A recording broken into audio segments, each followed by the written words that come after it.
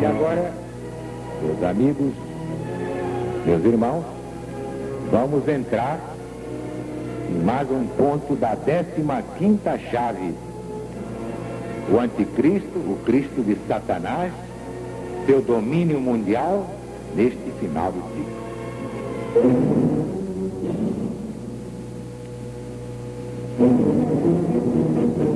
O Evangelho de Jesus, segundo São João, capítulo 1, versículo 14.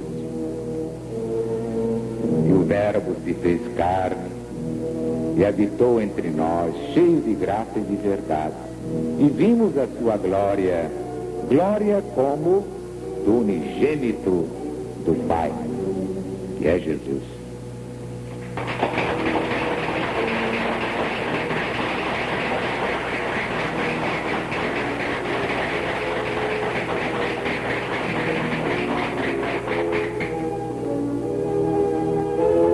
Já vimos, meus amigos, meus irmãos, aquela epístola de São João, a primeira epístola, capítulo 2, o alertamento contra os anticristos e o anticristo.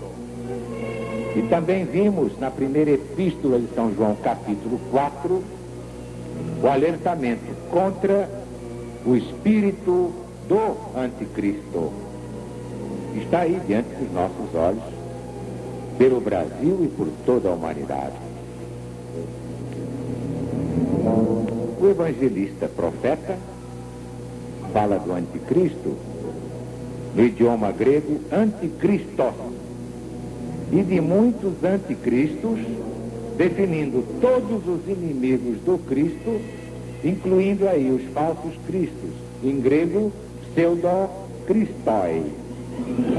Portanto, o anticristo aí aparece distinto de muitos anticristos e do espírito do anticristo, que é a marca de todos eles. Vocês não identificam facilmente neste mundo o espírito do anticristo? Qualquer indivíduo que vive para o mal já está com a marca do anticristo. Então, está padecendo desta doença, o espírito do anticristo. Mas aqui na Escritura, caracterizadamente, o sinal inconfundível é a rejeição do Messias prometido desde Moisés no Deuteronômio. Aqueles que dizem que Jesus não é o Cristo, como adverte o evangelista profeta, negando, portanto, a encarnação do verbo logos em grego. Sem dúvida, os muitos anticristos, através dos séculos, não fazem outra coisa senão abrir caminho para o anticristo que está em Daniel e no Apocalipse de Jesus segundo São João. Façam sempre esta diferença: os anticristos, mas o anticristo, este é que vai ter o domínio mundial, embora muito transitório, graças a Deus, mas vai fazer um estrago que eu vou lhe contar.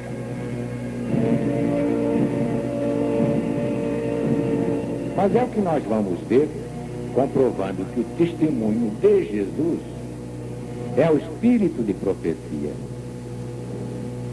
Antes, é claro, devo salientar que o próprio Jesus deixou sobre o anticristo uma profecia impressionante, que está no seu Evangelho, segundo São João, capítulo 5, versículo 43. Eu vim a este mundo em nome de meu Pai, e vós não me recebeis. mas um outro virá em seu próprio nome, e vós o recebereis. Parece incrível, mas isso está acontecendo. A pregação do Cristo irrita os que querem viver no mal, mas a pregação do anticristo eles recebem com imenso prazer. É o que eles querem. E muitos racionalistas perguntam: por que Jesus permite que os anticristos trabalhem à vontade, preparando a hecatombe mundial do anticristo? Pela mesma razão que permitiu a Judas Iscariotes fazer o que tinha de fazer. Tudo é consequência do karma terrível da humanidade. Tão terrível a ponto de merecer a presença de Satanás até ao fim do ciclo. E é Satanás quem comanda os anticristos, aproximando o anticristo para a sua devastação final. Mas não é Satanás como vocês imaginam, essa figura sinistra. Cada um desenha como quer. Satanás é a soma de todas as crueldades humanas.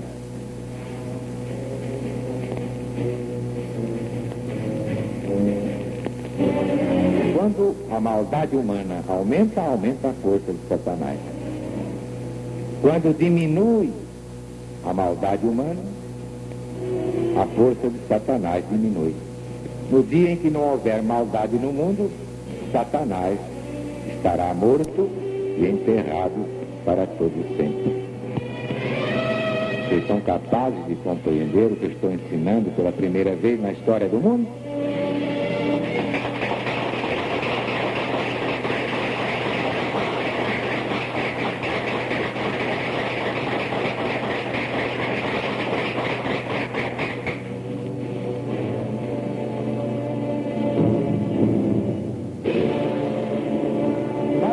Por tudo isso que as maldades humanas foram enquadradas nos 3 ais do Apocalipse.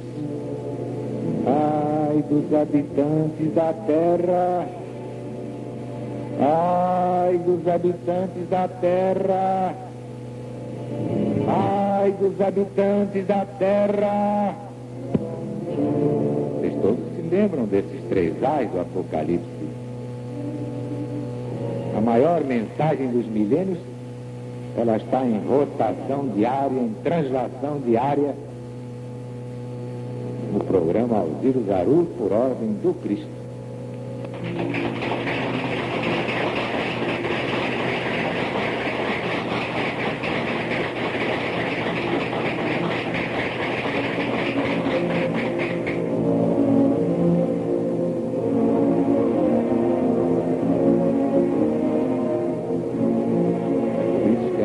Humanas foram enquadradas nos 3 ais da revelação de Deus a Jesus, que a transmitiu a João.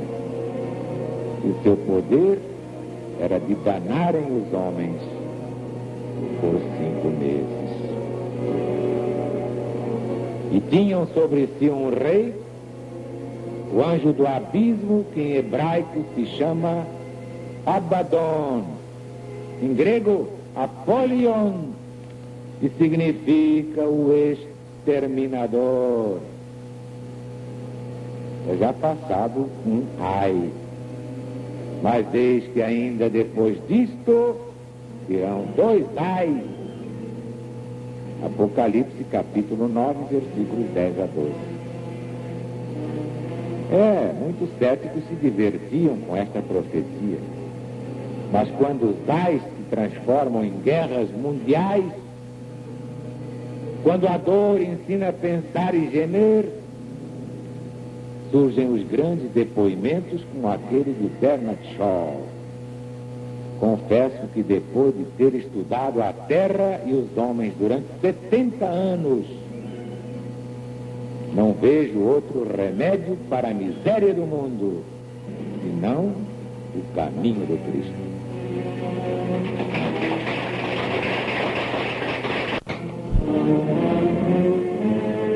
Também muitos me criticam, dizendo que eu estou apavorando o povo brasileiro com estas previsões apocalípticas.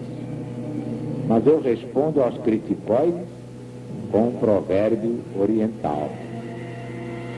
Duas coisas indicam fraqueza: calar quando é preciso falar, falar quando é preciso calar.